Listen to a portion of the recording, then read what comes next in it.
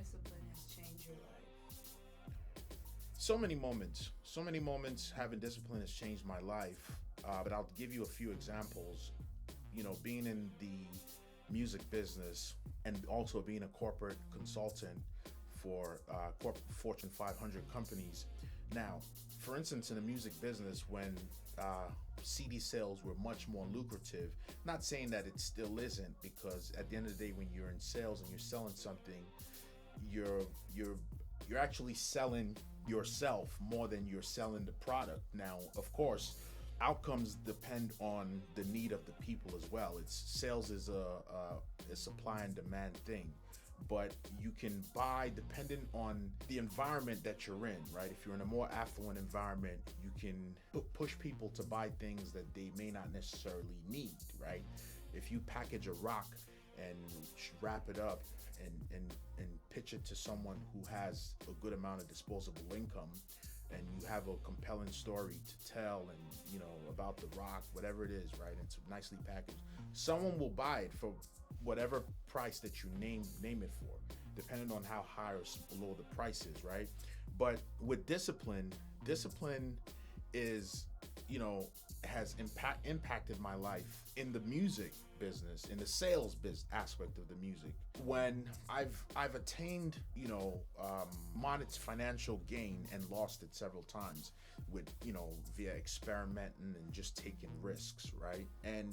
But because I know that I have the discipline to go out, execute, get it done, and get more, to rebuild all over again, it allows me to take, more calculated, great risks that are calculated, right? Because I'm able to go out there and I have the discipline to sell in the rain, in the sun, in the winter, and do the things that I know that my competitors aren't willing to do, or that they would give up halfway through.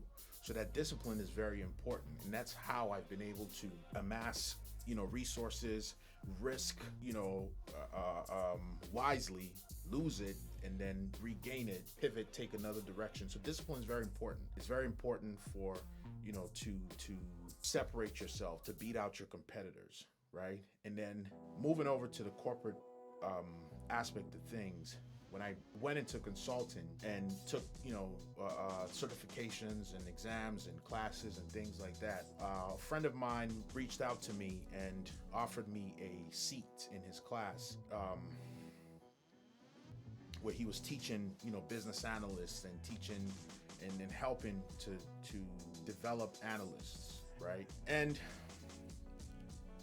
long story short, out of the class of people, which was a rather small class, about 7-8 people, I was the only one who would eventually get my certification, or at least the first one, without a doubt, to get my certifications, move on, get offer letters, and move on to becoming a consultant. Why? Because I made sacrifices. So there's an aspect of sacrificing that falls within discipline, right? I made sacrifices, kept late nights, all while still in sales, cutting my sales hours shorter, so that way I could come home and be a part of the classes and study and keep late nights. Also, play the numbers game, shoot out as many resumes and things of that nature as possible, take as many interviews as possible, and filter it down to the best option. So it required discipline for me to be able to cut down my hours in sales when I already had a mechanism that was working to get me money, right? But I knew I wanted more. I wanted to expand my earning potential and also acquire new skills. So I had to discipline myself to sacrifice to shorten my sales time to be able to partake in these classes, and even, pay for my certifications and things like that.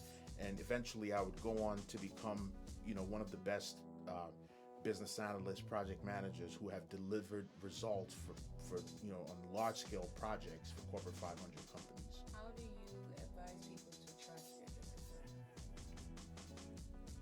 So tracking discipline, the easiest way, I'm not quite sure if I understand the question in its entirety, but the best way to track discipline, if you put it that way, is by seeing the results of it, right? By seeing the results of it and making sure to keep record of what works and what doesn't work, so that way you're able to make adjustments, right? Because you can be disciplined in doing something that produces you very little results, or even little to no results, and you're doing it consistently, but you're not getting so discipline is not just for the sake of being disciplined. Discipline, people are disciplined for a specific outcome, right? You employ discipline in your life so that you can gain to gain a specific outcome, right? So then the best way to do that is to track the outcome, measure your growth, and keep a continuous feedback loop to ensure that you're adjusting and realigning as needed, right? So that way your effort is not in vain. How do you maintain discipline in the moments where you really just want to rest?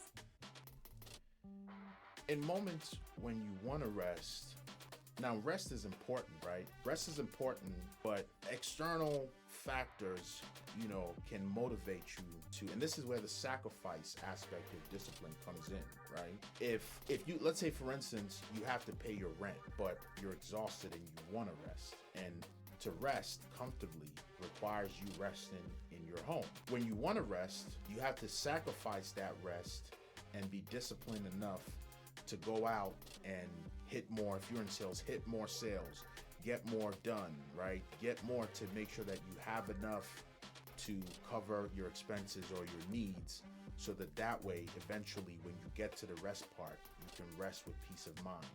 So I think that's rather, that's an innate thing that's built in all of us, at least rational people, right? Or people who aren't just lazy to a certain degree, right?